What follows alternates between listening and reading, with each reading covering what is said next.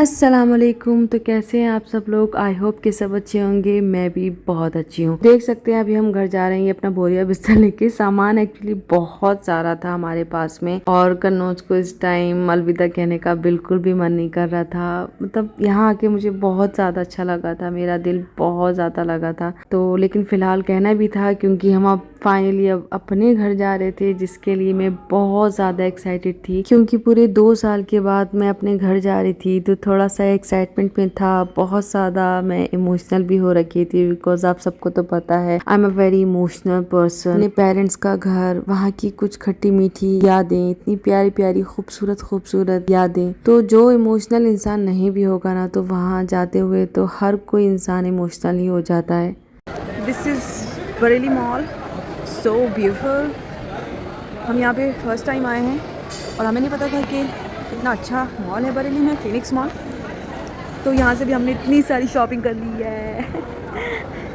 ये बैठी है थकी हुई आत्मा। इतने अच्छे मॉल में हमें नहीं पता था कि इतने अच्छे अच्छे कपड़े भी मिलते हैं। ये जो हमें मिला वो हमने ले लिया क्योंकि हमारे पास टाइम कम है। हमने कम टाइम में खा भी लिया, शॉपिंग भी कर ली, सब हो गया। और बरेली में इतना अच्छा मॉल है ये हमें पता ही नहीं था। नाइस, हमारी शॉपिंग भी हो गई। अब हम जा रहे हैं घर। तो हमें सर्दी के कुछ कपड़े ख़रीदने थे क्योंकि जब हम मुंबई से आए थे तो आप सबको तो पता है कि मुंबई में ज़्यादा सर्दी नहीं होती है। तो इस वजह से हम यहाँ पे बरेली रुक गए थे थोड़ी शॉपिंग करने के लिए। उसके बाद हम सीधा घर निकल आए थे। तो देख सकते हैं ये है मेरा प्यारा सा शहर। और ज़िंदगी में हम कौन सी चीज़ लास्ट बार देख रहे हैं, इस चीज़ का एहसास मुझे इस मज़ार को देख कर हुआ। मुझे नहीं पता था कि मैं इस मज़ार को लास्ट बार देख रही हूँ और इसके बाद ये डेमोलिश्ड हो जाएगा, which is very sad and bad also. लेकिन अल्लाह है और वो सब देख रहा है और हर चीज का हिसाब होना है। तो फाइनली ये आ गई मैं अपने घर पर और घर पे आते ही मैं पहले छत पे आई बिकॉज सर्दी थी थोड़ी सी। तो थोड़ी सी धूप लेने के लिए मैं छत पे आ गई थी। एक्चुअली मैं छत पे एकदम से नहीं आई थी, हम बहुत देर से आए हुए थे। मैं नीचे थी थोड़ा सा रेस्ट करके, फिर मैं छत पर आई थी क्योंकि हम यहाँ पे सिर्फ एक ही दिन के लिए आए थे। एक्चुअली हमें कुछ काम था तो इस वजह से मैं ज्यादा दिन के लिए नहीं आई थी। तो ये दिन तो मुझे बहुत ही कम लग रहा था, लेकिन फिर भी कोई बात नहीं, मैंने सोचा मैं फिर आऊंगी बाद में। मेरा तो दिल ही नहीं भरा था अपने घर को देख के। जो सुकून आपको अपने पेरेंट्स के घर पर आकर मिलता है वो दुनिया की किसी भी खूबसूरत जगह पर जाके आपको मिल ही नहीं सकता। माँ की गोद जैसा होता है अपना घर। अपने शहर की, अपने घर की बात ही अलग होती है। बहुत टाइम बाद आई मैं, लेकिन अच्छा लग रहा है आके, बहुत खुशी हो रही है, मैं बहुत खुश हूँ। तो ये लोग कोई जलाती थी आगे तो वो राख वाख सब ऐसी पड़ी है। हालांकि जब कोई नहीं रहता है तो छत तो गंदी हो ही जाती है, अब क्या कर सकते हैं, साफ़ हो जाएगी। तो अभी हम जा रहे हैं नीचे, कोट उठा लें अपना। चलो राफी पाजी चलते हैं नीचे। तो बहुत दिन के बाद मैं आई थी तो हमारी खाला भी हमसे मिलने के लिए आ गई थी। ये है मेरी खाला की छोटी वाली बेटी जो कि बहुत ही ज़्यादा स्वीट है। तो हम अपनी खाला को लेकर हम थोड़ी सी पार्टी करने के लिए, मोमो खाने के लिए जा रहे थे, जिसके लिए हम बहुत ही ज़्यादा एक्साइटेड थे बिकॉज यहाँ के जैसे मोमो कहीं नहीं मिलते। तो देख सकते हैं मोमो कितने ज़्यादा टेस्टी लग रहे हैं। एक्चुअली ये मोमो थे भी बहुत ज़्यादा टेस्टी, इतने स्पाइसी के इतने दिन के बाद मोमो खा के मेरा तो मुंह संभल गया था। तो मोमो खाने के बाद हम यहाँ पे कुछ गोलगप्पे या स्वीट्स खाने के लिए आ गए थे बिकॉज हमारी खाला को गोलगप्पे बहुत ही ज़्यादा पसंद है। यहाँ के गोलगप्पे भी बहुत फेमस है, लेकिन मेरे तो पेट में वो मोमो खा के ही, उसकी चटनी इतनी स्पाइसी थी कि वो खा के ही मेरे पेट में गुड़गुड़ होने लगा था। तो मैंने जल्दी से ये मोजीतो मंगा लिया था। फिर उसके बाद ये गुलाब जामुन, जिसको खा के मेरी अंतरात्मा खुश हो गई थी। मतलब इतना टेस्टी गुलाब जामुन यहाँ पूरे मुंबई में मैंने आज तक कहीं खाया ही नहीं। जैसी हमारी तरफ की स्वीट्स होती है ना, वैसे यहाँ पे तो बिल्कुल ही नहीं मिलती है मिठाइयाँ। तो इतना टेस्टी गुलाब जामुन खाने के बाद ये आ गए थे गोलगप्पे जो बहुत ही ज्यादा टेस्टी थे। तो बहुत सारा एंजॉय और खाने के बाद हम यहाँ सीधा अपने खाला के घर आ गए थे। तो ये हमारी भाभी चाय की तैयारी कर रही हैं, देख सकते हैं आप। और एक कप इन्होंने अपने लिए अलग कर दिया कि पहले मैं चाय पीऊंगी। क्या फोन गया? Yes, my phone is gone. ये देखो, ये यहाँ पे हमारी भावज चूल्हे पे रोटी बना रही हैं, चावल की रोटी बन रही है। और ये हमारी दूसरी भावज एज ऑलवेज हमेशा की तरह बैठी हैं, और हमारी बहन भी बैठी है, और मेरी फेवरेट भाभी काम कर रही हैं। वही जो उम्मीद है हमेशा की तरह। खैर इसमें क्या कहना है, यही तो। आग किसने लगाई? फिलहाल तो मैं लगा रही हूँ। यही तो है, चुप के हाथ साफ कर लेती हूँ अपना गुस्से में, यही तो। अरे मैं, हाँ फिलहाल तो आग मैं लगा रही हूँ। बेटे आराम से मुन्ने बाबू आप हट जाओ, चूल्हे पे गिर जाएंगे।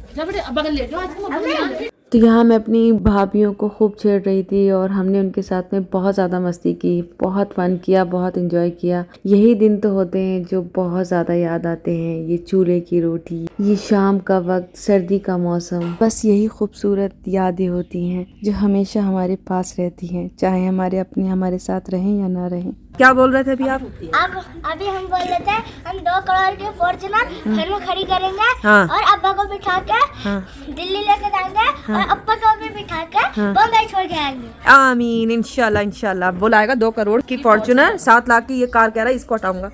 जो 7 लाख की है उसने वो पूरा ऐसे मेंशन किया है। हाँ, गाड़ी को 7 करोड़ में बदल दो। देखो तो इसकी बात है, देखो इसकी बात है, कितनी बड़ी बड़ी बातें करता है।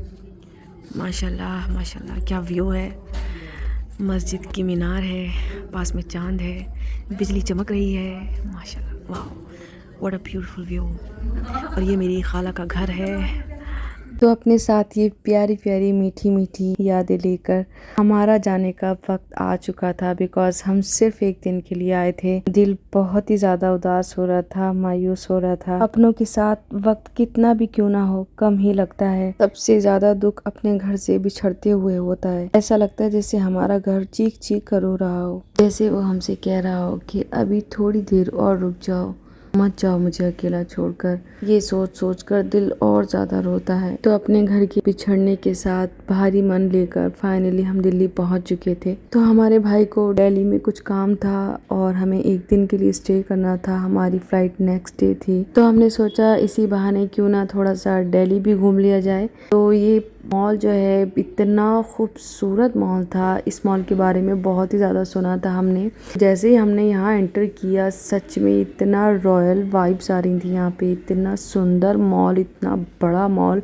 लेकिन इसकी उस हिसाब से मेंटेनेंस यहाँ भी नहीं थी। बट ये जो मॉल के अंदर जो ये छोटी सी लेक दे रखी थी, ये इस मॉल की खूबसूरती को और ज़्यादा बढ़ा रही थी। और इसमें एक बोट भी चल रही थी जिसमें हम बैठे और बहुत इंजॉय किया हमने, बट वो मैं कैप्चर नहीं कर पाई बिकॉज उस बोट में एक सिंगर भी था जो कि हमें सॉन्ग सुना रहा था और हमने बहुत इंजॉय किया। इस चक्कर में मैं कैप्चर ही करना भूल गई थी। तो हम यहाँ पर आ गए थे शॉपिंग करने के लिए, लेकिन मुझे यहाँ पे कुछ भी समझ में नहीं आया था। लेकिन अप्पी ने 2 ड्रेस पसंद कर ली थी, लेकिन मैंने इस गेम को लिटरली बहुत ही ज़्यादा इंजॉय किया। तो चलो अब थोड़ा सा आप भी इंजॉय कर लीजिए।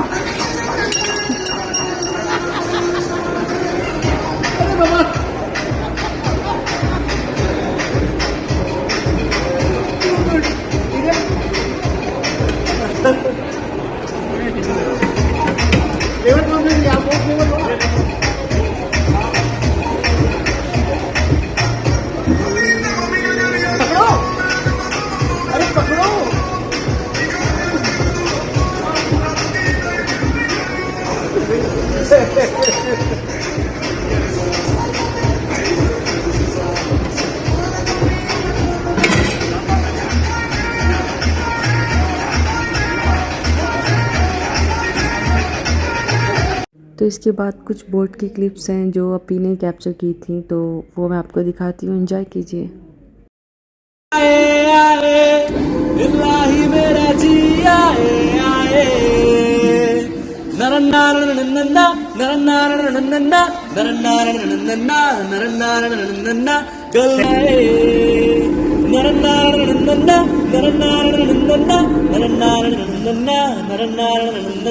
मेरा फलसफा कांधे पे मेरा बस्ता, ले चला मुझे ले चला जहां रास्ता, दूधों में नहीं गहरे समंदर में। ओ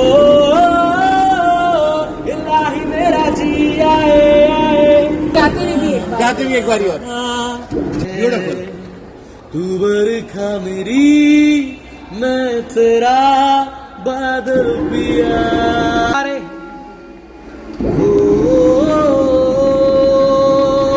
इतने सुंदर राइड के बाद तो फाइनली हम इसके बाद घर आ गए थे। लेकिन क्या वॉइस थी उस कश्ती वाले की, बहुत ही ब्यूटीफुल वॉइस थी, बहुत ही ज़्यादा अच्छे से सॉन्ग गाया और हम सब ने बहुत ज़्यादा एंजॉय किया। फिर इसके बाद हम घर आ गए थे, कॉफ़ी पी। हमें इसके बाद घर भी आना था तो जल्दी से अपनी फ़्लाइट पकड़ी और हम घर के लिए निकल पड़े because we are very excited to meet our cats. तो हमने तो अपनी छोटी सी जर्नी को बहुत इंजॉय किया। क्या आपने किया? तो मिलते हैं अपने नेक्स्ट ब्लॉग में। बाय।